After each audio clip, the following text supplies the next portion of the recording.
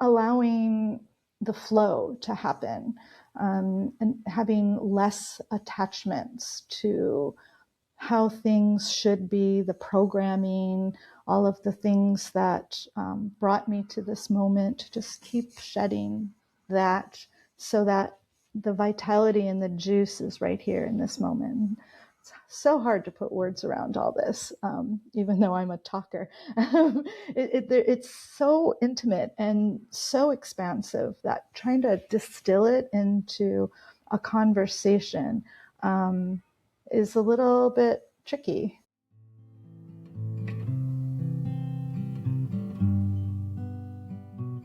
Hello, everyone. Welcome to the Reflections on Living Well podcast, where we explore perspectives on the good life in the 21st century. I am your host, Broderick. I hope you enjoy this conversation.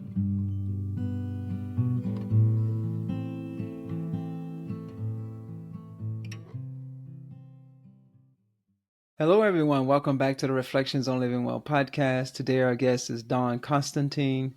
Dawn, it's a pleasure to have you here on the podcast. Thanks, Broderick. It's really great to be here. Thank you for this moment. Yeah, I'm excited to have our conversation here. Dawn is a retired registered nurse. She spent a long part of her life dedicated to serving others and caring for others. So I'm very excited to see how that all plays out in your view on what it means to live a good life or living well. But before we jump into that question, can you say a little bit about yourself, whatever you want to share, and then we'll go from there. Yeah, I'm wondering into the possibility that we just jump right in and maybe circle back around, and I can fill in some blanks about myself so that this conversation isn't just focused on me, but I'm super willing to come back around and circle back around and fill in some blanks about the things that I've done in life. Awesome. Well, I think it automatically comes out. So I just give that opportunity for you to say a little something, and we'll have a little short bio in the show notes so folks can look at that if they want. But I'm with you. The most important thing is just what do you have to say about life? So the question I asked is, well, I pose it in three different ways, and I know that they're slightly different questions, but what does it mean to live well? What is a good life? And what makes life worth living? And you can play around with it however you want, and then we can just dance and play together and see what happens in the rest of the conversation. Those are such vital questions, and the question itself is like what drew me to participating in this conversation. So thank you for that question. I think that should be asked as often as possible in our daily relationships. And I really haven't given it thought, so I'm just gonna feel into this moment what comes up.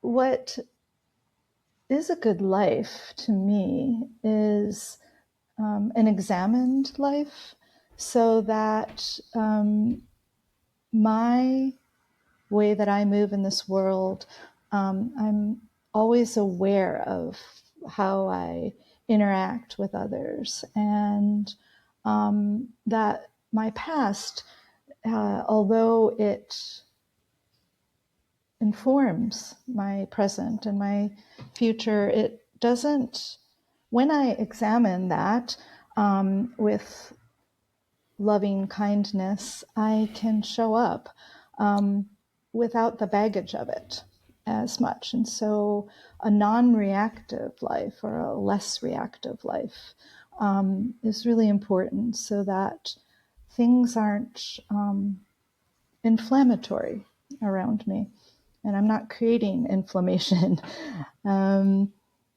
I also think that freeing the mind has been a big part of my journey.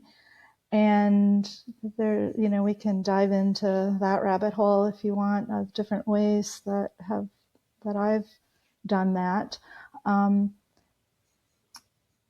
that is just allowing the flow to happen, and having less attachments to how things should be, the programming, all of the things that brought me to this moment, just keep shedding that so that the vitality and the juice is right here in this moment. It's so hard to put words around all this, Mm-hmm. even though I'm a talker. It's so intimate and so expansive that trying to distill it into a conversation is a little bit tricky. Mm-hmm. Absolutely. Yeah. And I think that's I think I feel like well, that's why I'm doing the podcast. I think it's important to stumble along and have a conversation about something that's almost impossible to talk about in the first place. Yeah. Yeah. Yeah. But when we do talk about it, there's an invitation to do what you said first. You know, Yeah. having examining our lives, looking Mm. at our lives, looking at our experiences, and looking at how we perceive things and the narrative that we have. It starts with that examination. And when we ask ourselves questions, it's an invitation to examine our experience. And sometimes when we're speaking in conversation with another person, we're kind of figuring it out as we go in the conversation that Yeah. day, Yeah. that Yeah. particular time of the day as Yeah. well. Exactly. Yeah. Yeah, and I think that's why I love doing this, because it is hard. And Mm. if it was easy and there was a quick little formula, I guess it would be no need to have these conversations. I think the beautiful part is that we get to explore together, and what I like to do when I have guests here is to kind of feed off of what you're saying and play around and see what we can discover in the process, and then the audience gets to vicariously do that with us, and hopefully you audience out there reflecting at the same time with things that you disagree with, things you may Totally. agree with. I don't know. Yeah. Well, hell, we might disagree with it the next day. So, so it's just a part of this exploration. And the most important thing is the very first thing that you said, I think, is examining our lives and examining our experiences. So, Yeah. And that ties into decreasing reactivity, mm-hmm, because these things are not easy. It's not easy to be a human in this like bag of bones with all this stuff in our heads and mm-hmm, thought patterns and programming. And like today, I was on the bridge coming over here, and there was an accident on the bridge. And I could have been like, oh my God, I'm going to be late, or I'm going to be, or whatever. But I allowed that to just be what was. And I never really heard the traffic going by before, because you're usually part of it and you're moving. And so to just sit there in this stillness, literally, I had my parking brake on, um, and listen to the traffic above me. This was the San Rafael Richmond Bridge. And then it was kind of like vibing with the music that I had going. And I'm looking out, and the bay is like sparkling. And I'm like, what is this magic? Like, what? So, it doesn't matter if we're stuck in traffic or we're on a beach in the Bahamas. It's all just this, it's just this playground that we get to be in. And so when I look at the places that hold me up from being in that space where I don't have a preference about, am I sitting in traffic or am I on a beach in the Bahamas, then I'm more free. That's the free the mind part. And so I'm mm-hmm, more free to just be blissful. Like, it's actually just, that is, and it's so subtle. It's not like this like, whoa, moment. It's just like, wow, this is really pretty cool here right now. mm-hmm, This life that we get to live. And also, I'm going to circle back around now to some of the things that I've done, because it's so much more pertinent. Like, rather than just like listing off blah blah blah blah blah, I've done this and I've done that and I do this and this is my bio. Using it as a flexion point for conversation, like a fulcrum for like where this is heading. And I have found myself through various channels just really immersed in the depths of life. And so, like not having a preference for being in traffic or being in the Bahamas, although the Bahamas is pretty nice, um, you know, just realizing that joy and levity can be right alongside with sorrow and grief and shame and all of the other things. So I have found myself in very deep places with people. And it's been such a privilege, this life so far, that I have gotten to serve. And that's another part of life. Like, just when you remove all of these boundaries of what we think we should be doing, the path is just there and you can't not walk it. So it's not even about like finding purpose or wondering what your purpose is. It's more about connecting into this unfiltered reality of self, so that it's just, you can't not do the things that you do. And so some of those things that I've not been able to not do are be with people while they're dying by choice, and showing up in spaces where there's a lot of trauma. And I currently am like volunteering right now for the Humane Prison Hospice Project. And so I go into, men's facility, and we've done training so that they can care for each other as they're experiencing the dementia journey or end of life, and to equip them with the tools that are needed, because perhaps the system that they're in isn't providing that for them, and so that they can have a humane way of leaving this world, and chaperone each other on that journey. And it's been very humbling. And I'm also volunteering, like it's kind of like a reinvention after retirement. Like, well, what do I do now? Well, it's like, well, you're like, this is the path that's here, and so I'm going to do this. And it's not like I've actually like went and looked for these things. It's just like, well, this is what's here. And so I'm also volunteering at the Sunset Youth Services in San Francisco. And I started out connecting with them because I wanted to help facilitate grief circles for children. And I got placed in the caregiver group. So I'm with the adults, which I thought, like, okay, well, I'm going to be with the adults. And so just not taking, like, of course, there's always an expectation, but when I plan things, it doesn't ever usually work. So learning to lean into the unknown and just being wherever it is that life serves me up.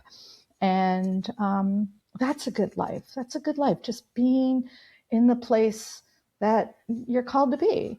And right now I'm called to be right here in this conversation, and that's a good life, and just the next thing and the next thing. And it's so juicy to drink from the chalice of life in that way, where you just say yes a lot more than no. And even in having the courage to go with fear and go in the depths and go in the sadness, and be standing next to grief and trauma and all kinds of things, that and it's not that you're unshaken, but you allow yourself to be shaken, and that's beautiful too.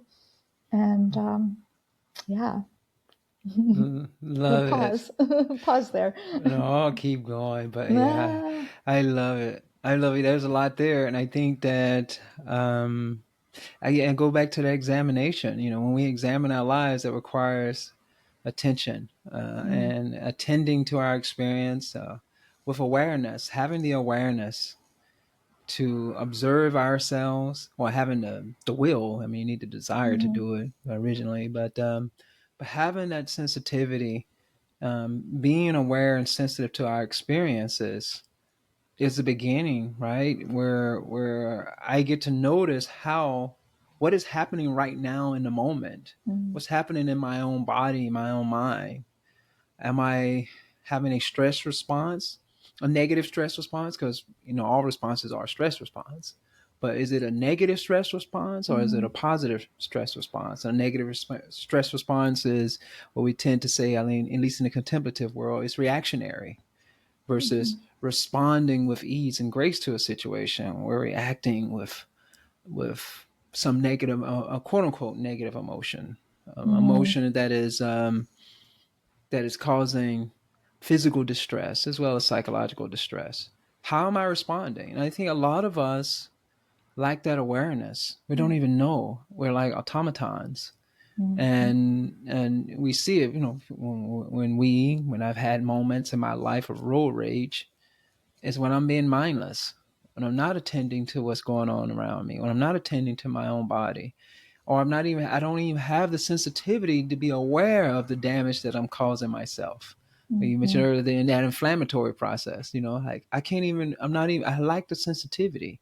mm. And it begins with that self-examination. It begins with that turning the light of awareness on ourselves and our Yeah, immediate experience. um, I think that's just so powerful. And like you said, it's not easy, it's folks, not easy. Yeah, at all. no, It's not easy being a human being. It's not easy not to have a reactionary response to a situation. yeah. It's It's not a, easy to take those steps away from that because the journey towards yourself in the beginning is terrifying. You know, it's, exactly. and you Mm-hmm. have to be willing to go into the places of terror to then not experience that ongoingly. Mm-hmm. Mm-hmm. I love I that. think a lot of it comes from, I think for me, my life. I mean, there's so many teachers and modalities and things along the way. And really, what it all kind of comes down to is that reaching kind of like a level of there's got to be more to life than just living and suffering and dying. Right? Yeah. And I've always been kind of like a bringer of joy and a joyful person, but it kind of like unconsciously, like, Mm-hmm. like just stumbling around, like kind of like a golden retriever.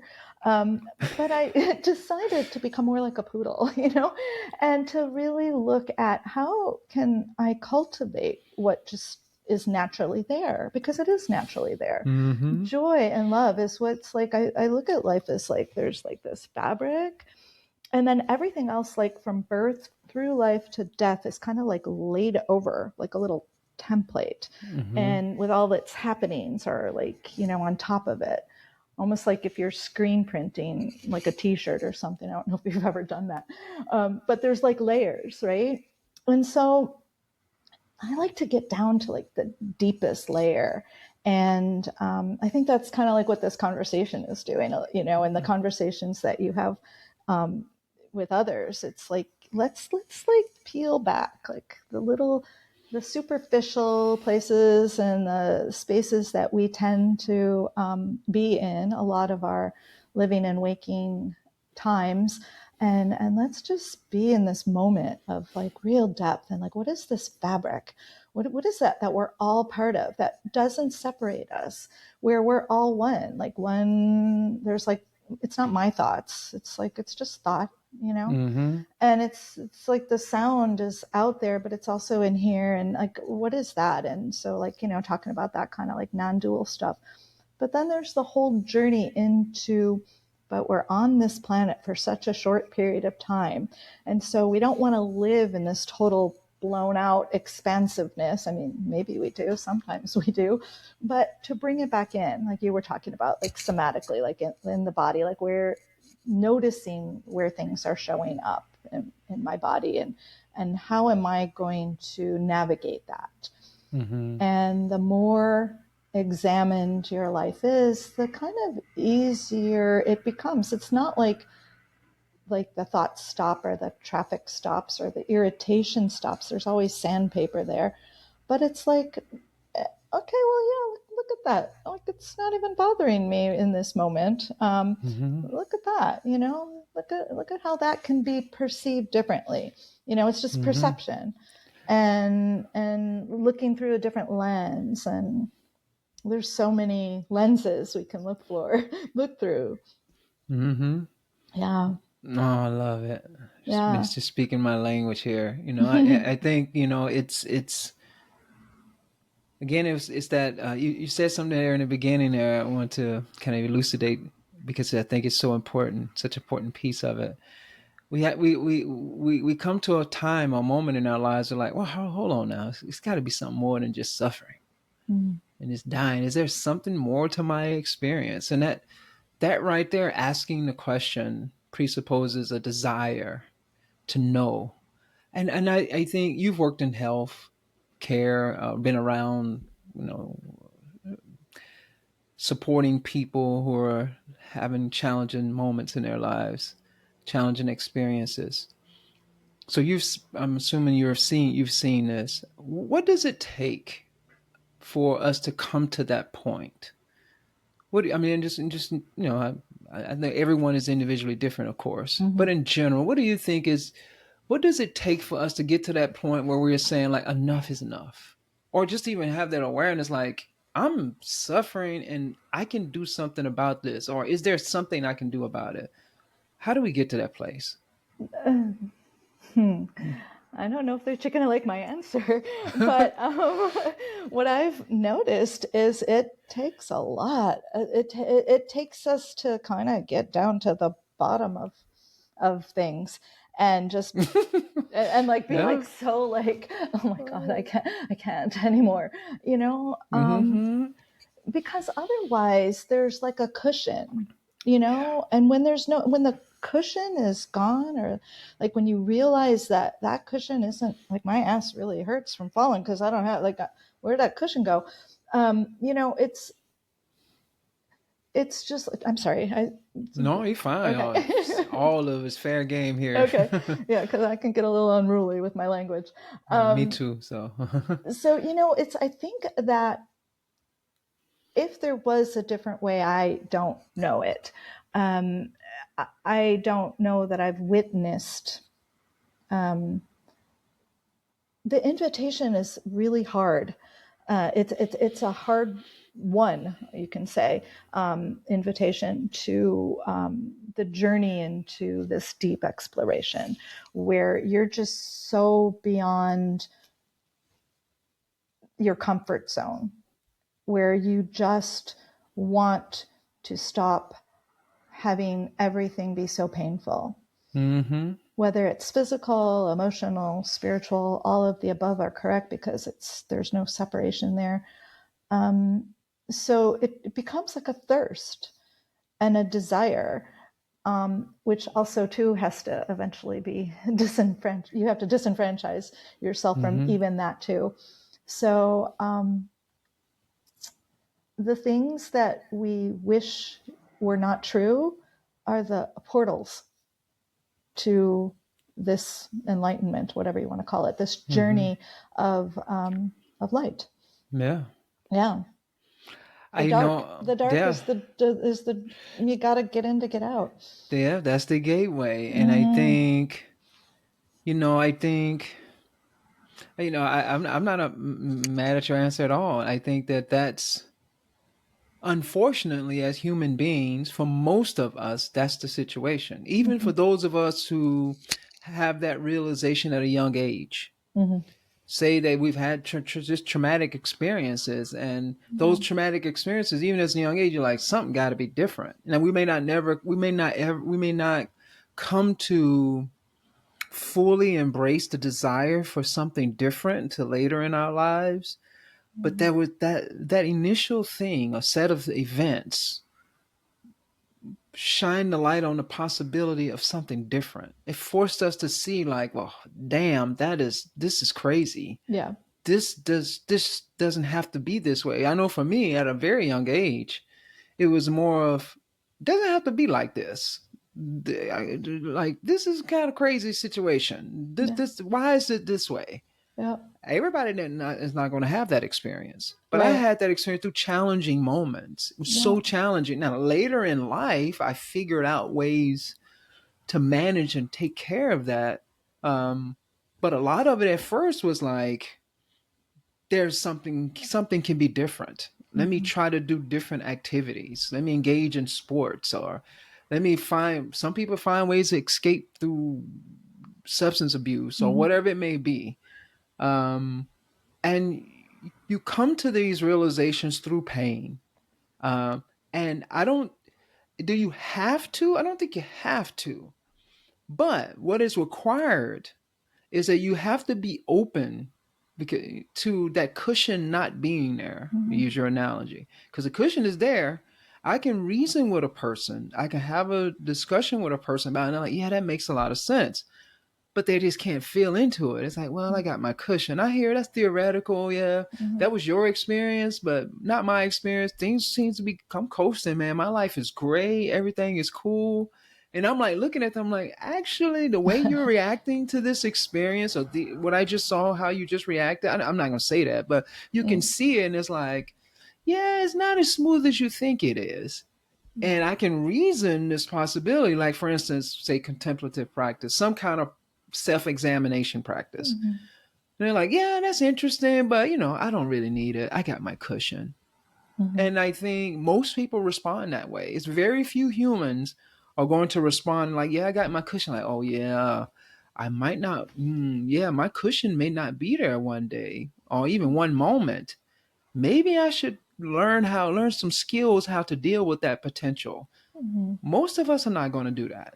Most of us need to get smacked upside the head before we realize, maybe something's different. And actually, most of us, I feel, I don't know numbers, of course, but I feel like the overwhelming majority of us don't need to get slapped. But a lot of us need to get hit really hard, practically knocked out, before we finally say, maybe something can be different. Maybe my experiences don't have to be like this. So yeah, I'm with you.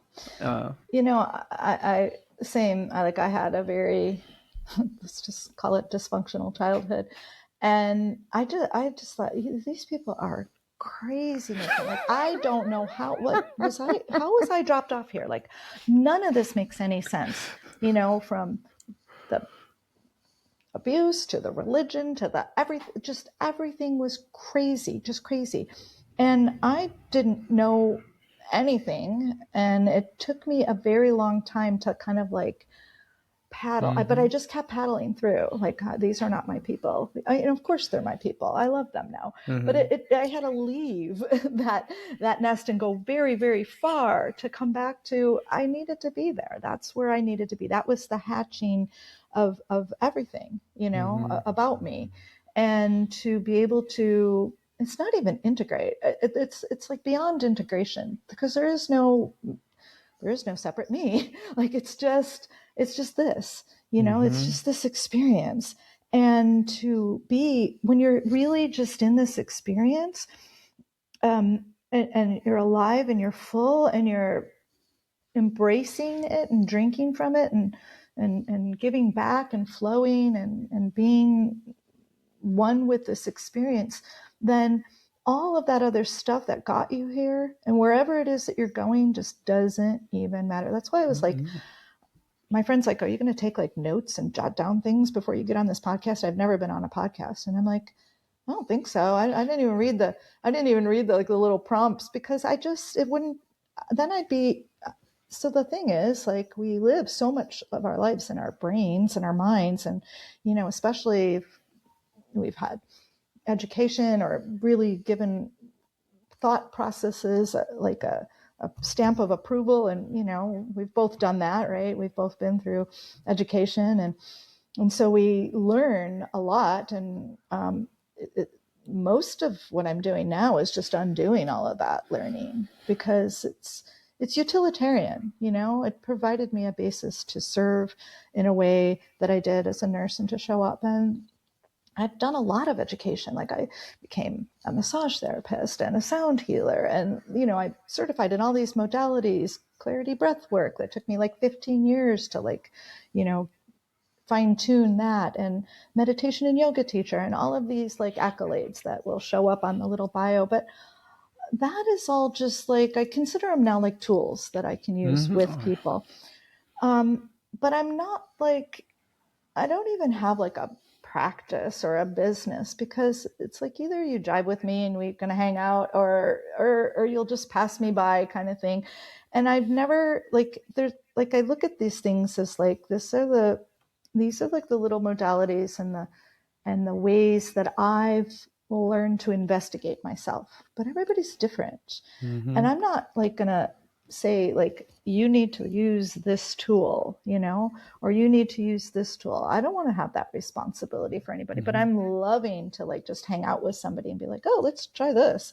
Like what does that look like? So that's kind of like where my life and my Mm-hmm. path is leading me these days, is just to be in play and to be in motion and to look at all the different ways that are possible. And oh, look, what do you got? What do you got in your bag over there? And like, how are we going to play with that? Mm-hmm. And just be like, get our toys out together and see what happens. And Mm-hmm. um, yeah, but coming from the place where you've been clobbered, I really went down lots and lots and lots of pathways out, to try to find my way out. And what's ridiculous is like it's right here. It's like Mm-hmm. it's not anywhere. It's like it's right Mm-hmm. here. It's like Mm-hmm. you don't have to go anywhere. You don't have to do anything. It's like actually the opposite. It's like the unwinding of the things. But I guess without those paths, um, they did provide every single one, every single path that I followed, every teacher, everything has been valuable. But it's not the answer. The Mm-mm. answer is just this Mm-hmm. moment. It's already is, It right? just is. And I think, but what you said is so important. Just like a lot of times we have to get clobbered upside the head, uh, to recognize that this is where it is. It requires going on a journey. Mm, We take a journey. We go on an adventure, and along the way, we have these experiences, and we learn using various tools to have this insight mm, that already is, and to live in that already is very difficult. And so those tools are quite handy mhm. and useful for Yeah. elucidating that for us. And for some people, it can take lifetimes even to come to that realization, that recognition. But I think because when we say it, and someone's like, "Oh, that's just bullshit." Yeah, I don't. Yeah, like I hear you saying that, and I then think we say it to ourselves too, unless and until we drop from here to here, mm-hmm. you know? Exactly. Yeah. And it requires to have that experience, but I do think it takes a lot of work to get to that place. Yeah. Because being in these various spiritual circles, contemplative practice circles, there's a lot of bypassing going on, a Mm, lot, where people walk around thinking they're way more enlightened than they are. And I think because it sounds good, but without the work, without the challenges, the experience of really coming to that recognition can be quite challenging. Like coming to this place. So we've gotten to this place where we realize that something is amiss here. Something is not working. I don't like this. And so I think we kind of mentioned it. You mentioned it, and I'm gonna say a little bit more about that. Is mm, then we go out and we're asking ourselves questions. How can it be different? What can I do different? What can I learn to help me realize that my experiences don't have to be how it was, or it doesn't have to be this painful? What can I do to come to a realization that what I experienced yesterday doesn't have to be tomorrow and or the rest of my day? And when we start to ask those questions, that's when it becomes helpful to have those tools. And like you say, all of us are mhm, different. I personally think this is important to explore. I think everyone's temperament is different, of course. mhm, And how do you find those tools that are conducive to this outcome of recognizing that, like, the peace has always been here, it never left us. The joy has always been here, but our circumstances and how we've responded and related to our circumstances has we've been captured by that. We've been lost in that theater of mm, drama, that drama mm. of The story. the story and the suffering Mhm, associated with that. mhm, And we're addicted to it. It's a habit of mind. And there are all these tools out there from various schools of thought that can help facilitate that deepening of awareness. Um, would you like to say anything about that? Or like, I know that everyone's, of course, there's tons of Yeah. tools out there. Could you say a little bit about various tools and how they can help facilitate this Yeah, once you have totally. that awareness, and then just I, to help gain that insight? I think it's helpful to look at, it's kind of like when you go to a buffet and there's all kinds of things there and you gravitate towards, like, maybe you want the chicken legs, or maybe you're a vegan and you just only want, like, the vegetables or whatever. It's all out there for you. And so I look at, the the journey towards wholeness, towards wellness, towards joy, healing, spiritual, whatever words you want to wrap around it. But this place where we can really, truly, deeply live, um, as there's so many different avenues, and let yourself gravitate towards what is true for you. Mm-hmm. As far as resonance, I look at it all as resonance, and really spend time. This is where judgment is good, or discernment, or whatever you Yeah. want to call it. This is how we're supposed to use this. not Right. not to judge ourselves or others, but to really do this deep examination. And part of it starts with the tools, because there's a lot of stuff out there that's going to lead you down some path that you might not want to be on. Mm-hmm. So really feeling into, is this leading me towards more freedom? Mm-hmm. Because if it's feeling like it's trapping you somehow, then it probably is. And there's enough traps out there that we don't need to seek them out. Mm-hmm. you know so my recommendation would be to take your time exploring. And I what I like about not having a career right now is that I'm kind of free to be with people without, like, this hierarchical kind of, like, when I was a nurse and I punched a time clock, um, especially in the last years of my career. I worked hospice, and I was also a death doula, but I never really made a business out of that because I just found it, I didn't know how to do that. I found it odd. And so I just stuck with the hospice stuff. But I really wanted to get deep with people. But there's this hierarchy of, like, you're the nurse and we're the patient, and so you can't really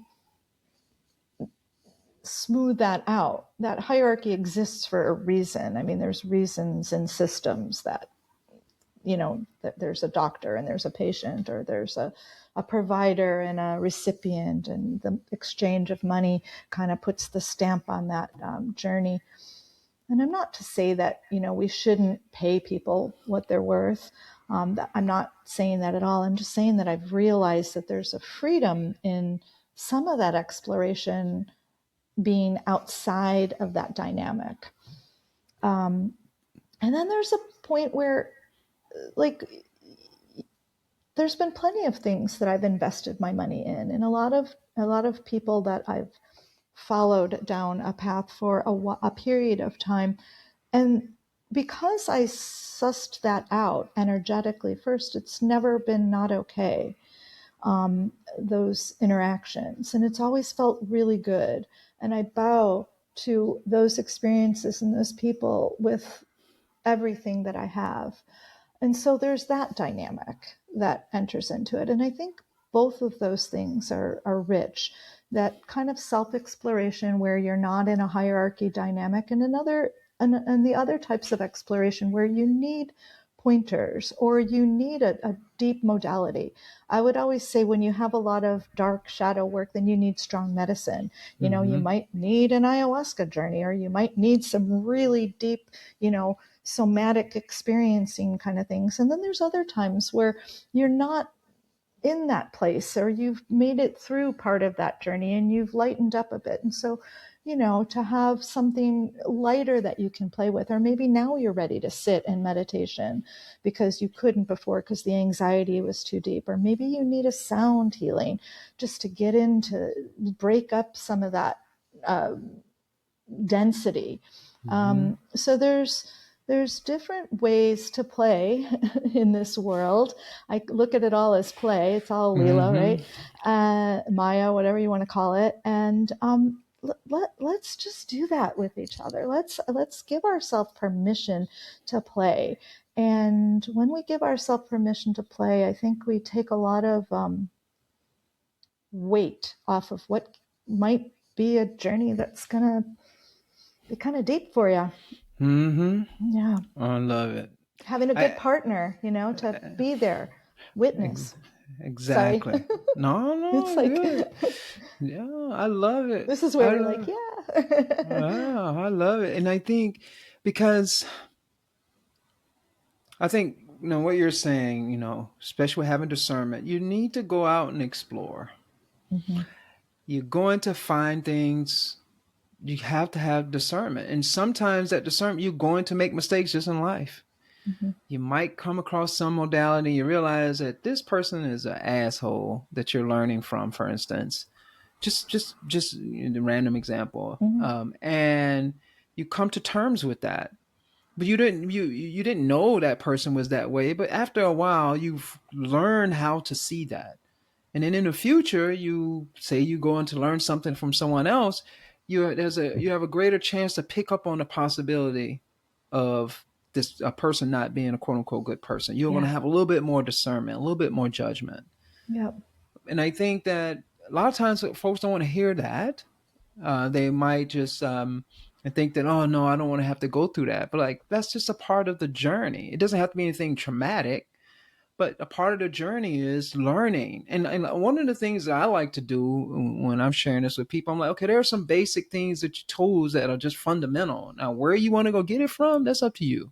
Mm-hmm. Having awareness, having sensitivity, learning how to ask yourself questions, learning how to look at your own self, look at your own mind, learning how to feel into your own body. All of these are various tools that can help facilitate this process. Doing some type of physical exercise is just good for your own physical, mental, spiritual health. Mm-hmm. Spending some time out in nature. How you choose to do that, I don't know.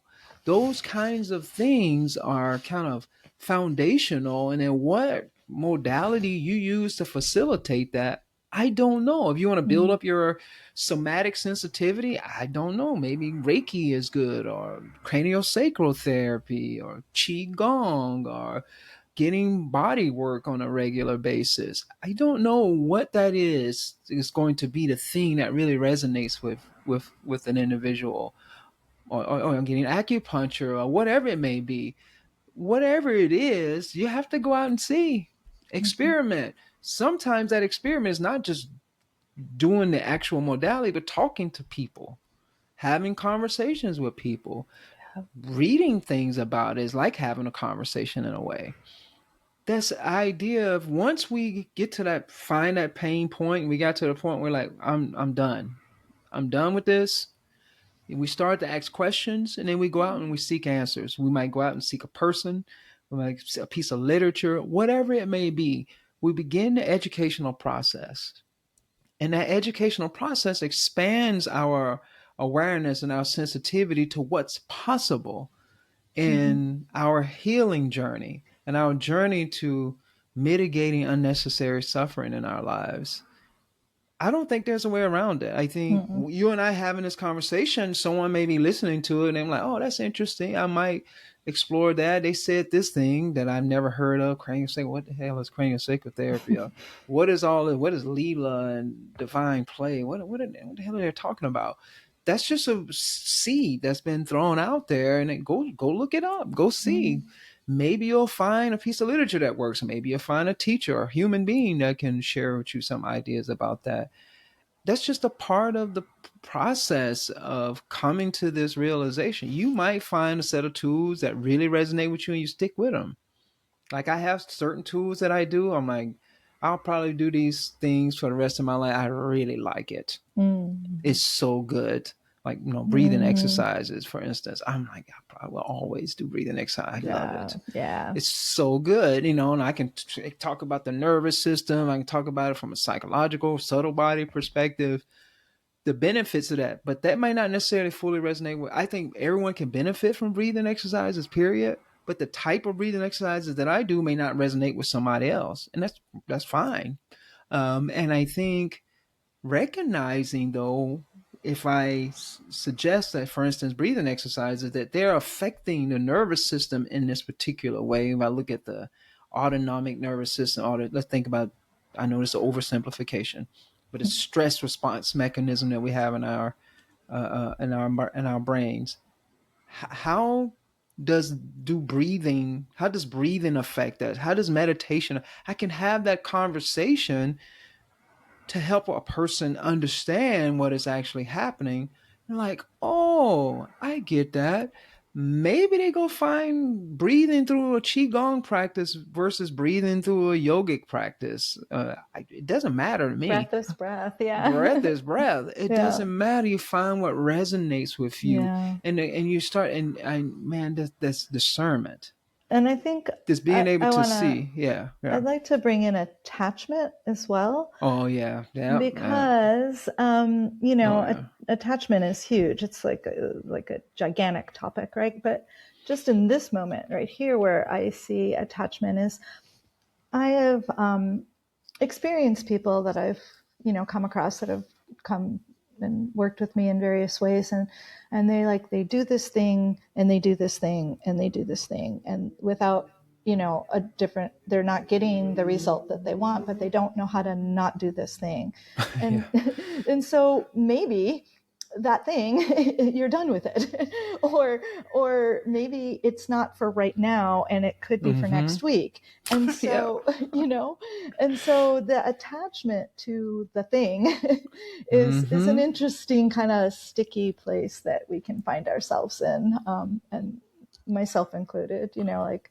why, what do they say? Like, it's insane if you keep repeating the same thing over and over again, expecting to, get a different result or whatever. I don't know what that saying is. Like, Mm-hmm. I don't even know why I brought it up. I don't know the saying, No, I but, know what you mean. Yeah. it's just like, and just realizing that, have some grace with yourself, Mm-hmm. while you're moving through this process, because Mm-hmm. it's it's a difficult journey, this life, like having this, this particular bag of bones that I'm located in is got a lot of, it's got a lot of issues in my tissues, and it sometimes, getting in a groove is good, but then sometimes that groove becomes a rut. So Mm-hmm. that's attachment, right? And so letting Mm-hmm. that go, whatever that was that I was doing, and just shift. And so, I think eventually you learn the place where everything is a little lighter, and and there's less gravity to the modalities, that you're not needing to lean on them. You're doing it more out of a joy. Like, this really Mm-hmm. brings me joy. Um, but it's a journey to get there, and not Mm-hmm. to, I don't want to make it seem like, oh yeah, well, you just do this a little bit and then you don't need it anymore. It's a lifelong kind of journey, and most of us are somewhere in this journey or nowhere, and I just have so much more compassion, for everything. Like, if you would have told me 20 years ago that I'd be going into maximum security prisons with men and talking about end of life journey, they would be like, no, no way. Like, Mm-hmm. I gotta.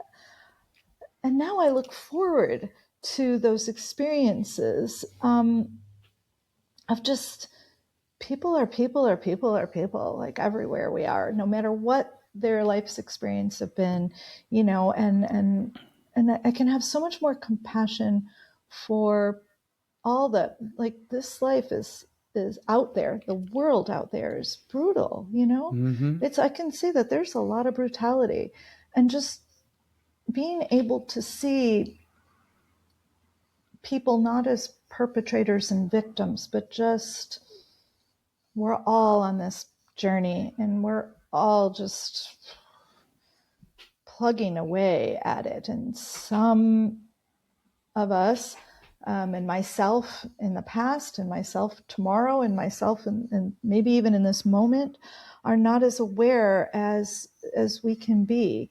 And so if we're just doing the work ourselves, that is the most that I feel that we can do for humanity, is do our own work, take care, clean our own basements out, so that we can show up fully, and maybe just brushing up against someone else, and they can have that experience of like, okay, yeah, I want to do that. I want to do that work too. And and not the same work, but I want to do my work. And I want to, like we always say that we're better in relationship with each other. Mm-hmm. So if I can show up, and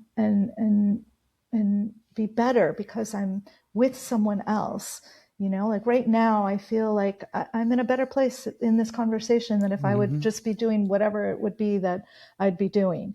And so every time that we get to be with someone else, like really take that opportunity, because that could just be the path. It can be, a traditional path or a modality driven thing. And it can just be taking every opportunity we have to be with another human being and dropping the judgment and looking into, I'm like looking into your eyes. I probably should be looking into the camera. That would look Oh better on this no, the eyes video, is but fine. but Yeah. like being just here, Mm-hmm. just Yeah, here. exactly. I love it. Yeah, it's so good, right? To be Yeah. really present with another. And I'm glad you brought up attachment. I was kind of heading in that direction Mm. because attachment is everywhere. It can be you can be attached to a modality, you can be attached to your suffering, you can be attached to a particular desire to be free from suffering. Mm-hmm. Attachment is different than a commitment. Mm-hmm. To be committed to something, to be devoted to something is a little different than attachment. Devotion with attachment is problematic. Commitment with attachment is problematic, even if it's something we perceive to be good for us. Yeah. Because when we're so attached to something, we can't see how it's not serving us at that moment, in that moment. Mm-hmm. No, I'm doing this just because I have to do this. It's like an addiction. Mm-hmm. And a part of that process of freedom, of liberation, is being free from attachment. And no matter what we're attached to, even if it's All of it. something that's supposedly good, Mm-hmm. but when we're attached to something and we're not considering the totality of our experience, we're not being sensitive to our experience any longer because we're so attached to this thing. We're lost in it. Mm-hmm. That is a problem. That creates suffering.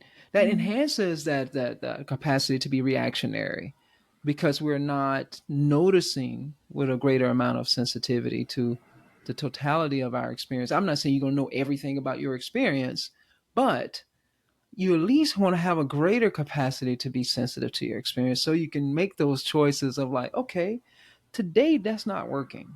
Okay, Mm-hmm. I've been going to a somatic therapist for a while and it's been great. I don't have to keep doing it forever. There's maybe a point where it's like maybe I need to go and just have a talk to somebody. I'm gonna go the opposite direction what people tend to think. I'm just gonna go to like behavioral cognitive therapy. I just want to just talk to someone to help me rethink. That might be appropriate. Maybe you go back to somatic. Maybe you don't go back to it. You never know. You gotta Mm-hmm. be open, like you're saying, to your experience that requires that sensitivity. It requires having discernment. So those things I think it behooves us to learn those skills, learning Yeah. how to critically think. That can be beneficial. I don't know whatever you're drawn to help you think critically. Maybe you like reading philosophy. Okay, that's great. Maybe you like reading novels that stimulate, evoke your thinking, and there's maybe it's history or whatever it may be. Whatever it is, that resonates with you, those basic skills are important. Like being able to discern, being able to look at a situation like that is not serving me, this is serving me, or this, I can see how this is going to potentially hurt me in the long run, or I can see how this is going to potentially benefit me in the long run. At least giving some critical analysis to our experiences, all of those things.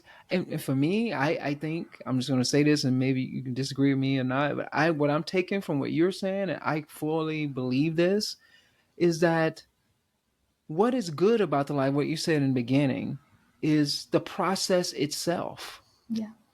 Going through that's it. Am I going to be 100% free from all suffering before I die? Probably not. I doubt it.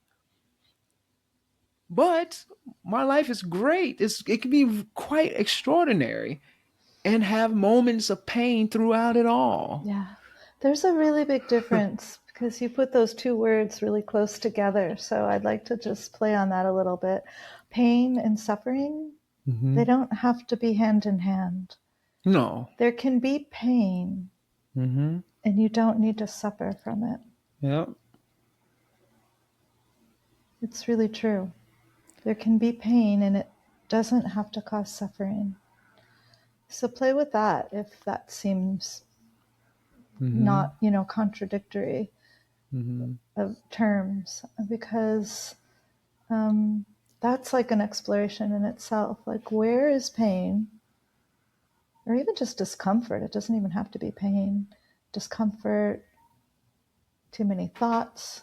Simple. It doesn't have to be like really big trauma. Can be, Mm-hmm. even in really big trauma, because I've had all kinds of crazy ass experiences in my life. Like, crazy. I think I've had 24 surgeries. I had my first surgery when I was 4 weeks old. Mm-hmm. So, I know a few things about that as a journey, and that is the path too. That Mm-hmm. is the path. It's not like looking for healing or trying to get clean and free, like as if you're going to get a get out of jail free pass of some sort from Mm-hmm. from this from this life that we're in. This is it. This is life. Mm-hmm. It's everything. And just letting that experience of everything, somehow finding equanimity in that, Mm-hmm. There it is. however it is. That's it. Yeah. Yeah, that's it. Finding a way to be with life as it is, Yeah. doing the best that we can to make it better as best to make it better, whatever the hell that means. You have to define that for yourself in your own situation. But I think that life is the blues. It's messy. And for some of us, it's really awful, more so than others. And I think, that's a whole nother conversation. Like, what do you do when you're privileged to not suffer, quote unquote, suffer or be in as much pain as someone else? Yeah. And I think, that's a question. I think for me, the good life is being in service to others because I've have uh, a certain level of freedom from suffering that I can, from my experiences, what I've learned from my experiences, how can I contribute to the well-being of others in some capacity? I'm not saying everyone has to do that. I'm particularly drawn to that for whatever reason, part of my temperament.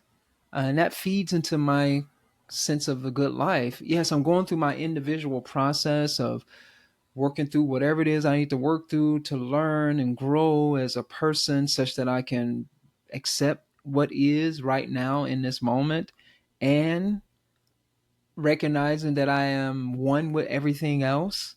And how do I relate to the other aspects of my greater self, not Broderick, but how do I access or relate to those other aspects of spirit, which is at the core of my being? How do I do that? What am I doing in that capacity? And I think it's inevitable that we're in a process, we're continuously relating. What am I going to do with that? And I think I agree with you. I was just having a conversation with someone about this yesterday. One of the most powerful things that we can do is transform ourselves. And in the process of transforming ourselves, that's going to influence our relationships. Now, if we happen to be in service to others, that's going to make us be a much better person serving another person. I don't know, if I'm a business owner, then it makes me be a much more ethical business owner by doing that work, and that inevitably influence the whole society, the whole world. So it really starts with us. It It starts with us does. doing what we can do to better our capacity to be. You choose whatever value you want. The values I like to choose of love and goodness and beauty, and these things, my anchoring or core values that I use. Yours might be something different.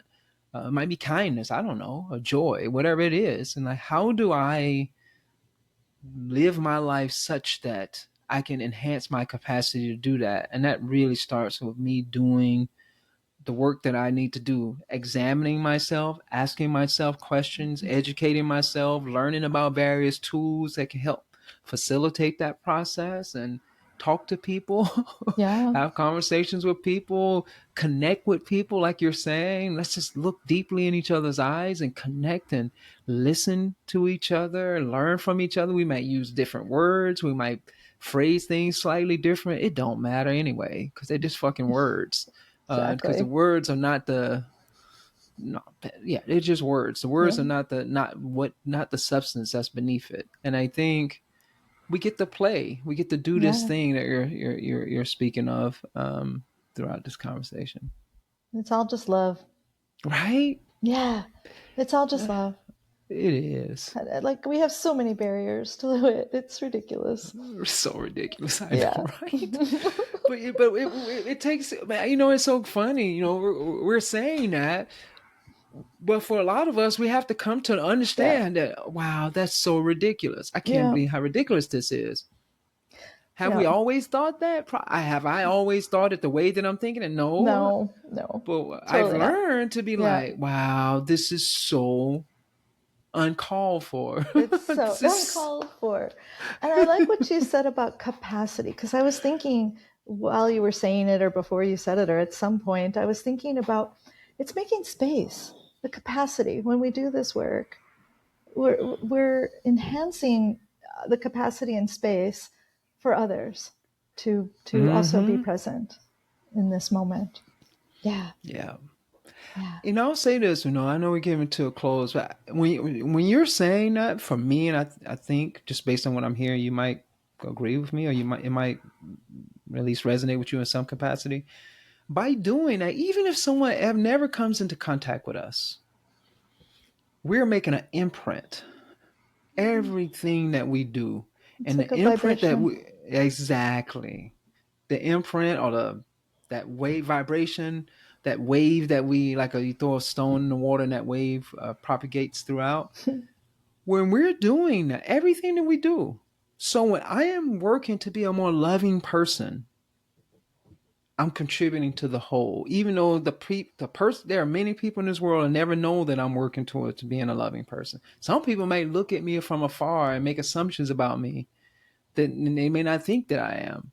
But I Mm, know in my heart, because I think the nature of the way the reality works is that whatever it is that I do, I'm having an impact, be it totally. subtly or grossly. I can now definitely have an impact in my tangible relationships by what I do in my self cultivation, or even if I don't have those relationships, what I do in cultivating myself or not, I'm having an impact on the total field, on the whole field of life.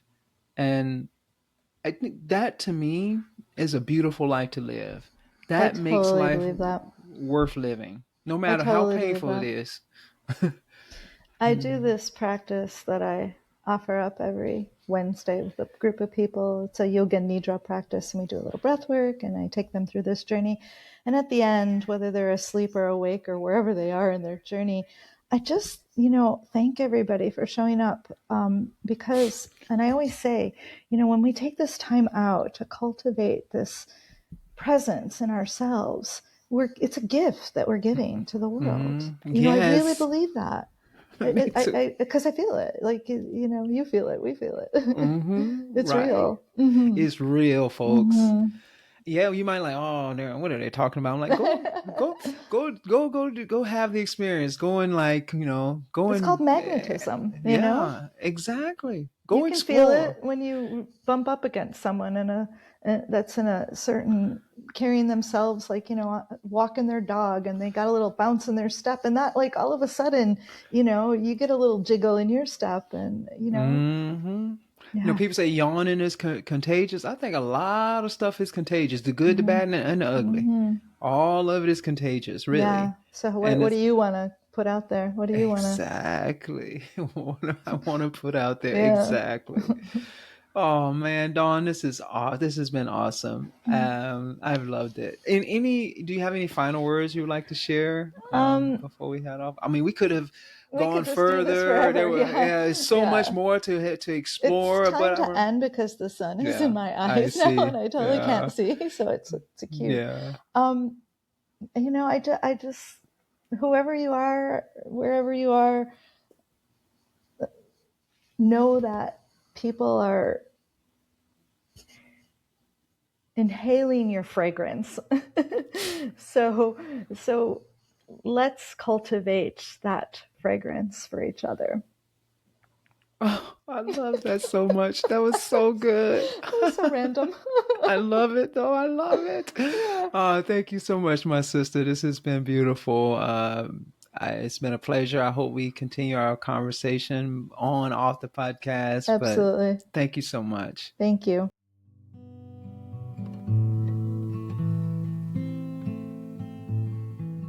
Thank you so much for tuning into the show. I hope this conversation has inspired you to reflect on your own views of the good life. If you enjoyed the show and want to hear more inspiring and thought-provoking conversations, please follow, write a review, and rate us on your favorite podcast app. If you are tuning in on YouTube, please hit that like button and subscribe. Your support is very much appreciated.